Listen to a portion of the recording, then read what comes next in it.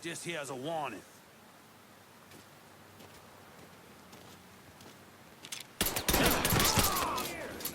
Look who we got here. Gotcha. I can't leave my little girl in orphan. Hi, this is Greg from Game Boyers, and as you can see, I'm playing Mafia 3. And this is a kind of catch-up, kind of like a revisit back to Mafia back in 2016. I never really played much of it. I played maybe about 9-10 hours at the time it came out. I didn't really get much into it. With so much of the open world games today, I just wanted to kind of recap on some of the old ones, and it's probably been an ongoing series now of older games, not so much from like the PS3 and Xbox 360 era, but more the first games that were initially put on the PS4 and Xbox One that really kind of like really should have been the better open world games. I know this had a lot of backlash and a lot of people didn't like this game, and when I played it I couldn't really get into it as much as I wanted to. I don't know, perhaps because like there was so much open world games at that time. It was massive influx, and GTA 5. We waited GTA 6. GTA 5 was massive and still is massive, and obviously Watch Dogs had come out, and a lot of people didn't like that as well. I think GTA had kind of set a precedent for a lot of people, and a lot of people didn't like change or anything different. The soundtrack of this game was obviously amazing, but the collector's edition of this, which was on vinyl as well, and this is just a brilliant era of music, and especially as an older generation like myself, we appreciate the older type music, I think, rather than the youngsters today, which is very far and few between. You'll only find a handful of people that really like this kind of stuff. So this game was probably made for an older generation of gamers with the music in mind. But as for the gameplay, you can see from the gameplay that it was a great formula. It had great mechanics.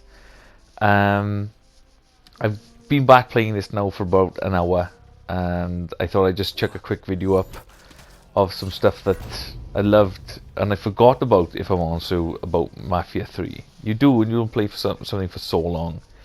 When you go back to it, then you kind of think, oh, well, why didn't they keep playing this game? You know what I mean? I really like this element, and I know a lot of games can get boring at some points, and you get that in any game if it's an open world or if it's a linear kind of game.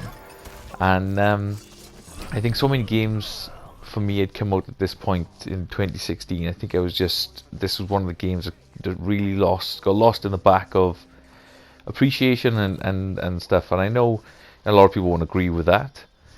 But as a character as well, I thought he was a great protagonist. He looked awesome with all his scars on his head and everything. And I don't think I really involved myself in the world enough to kind of, sit there and go, well, yeah, I could spend maybe 50-60 hours in this game. I didn't. I spent like a couple of hours in it. And now that I've come back to it, I think I can kind of sit, and just kind of like appreciate and just roll with the game. I know that, like I said, everyone's going to still compare this to the greater games of, like I said, well, the greater game of GTA. That is the ultimate open world game. No matter what you do in this way of structured kind of stuff.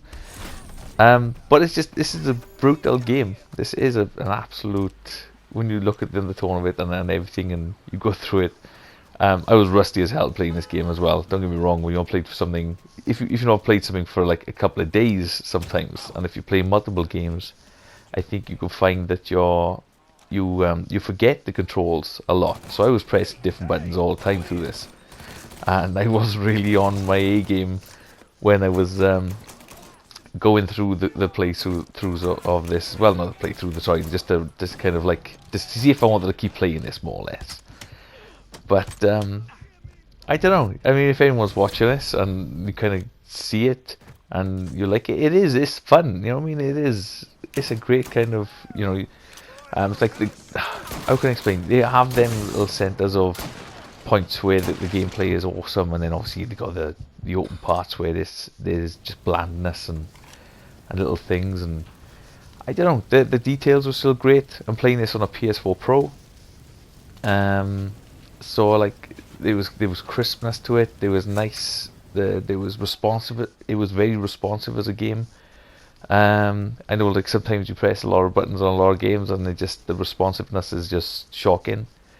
But the character felt great. The flow and the feel of the environment was great. All in all, I never really appreciated it as much as I probably do now as a game. But I'll spend a couple of more hours in this game now, and I don't know if I'll do any more videos on this. I know if it's something that people will want to see it. It's probably been done so much. Like I said, when it first came out, this was a game that was probably shown quite a lot by a lot of YouTubers and a lot of people. So that I don't think a lot of people now would want to see a massive playthrough gameplay factor of this. I don't know. I really don't.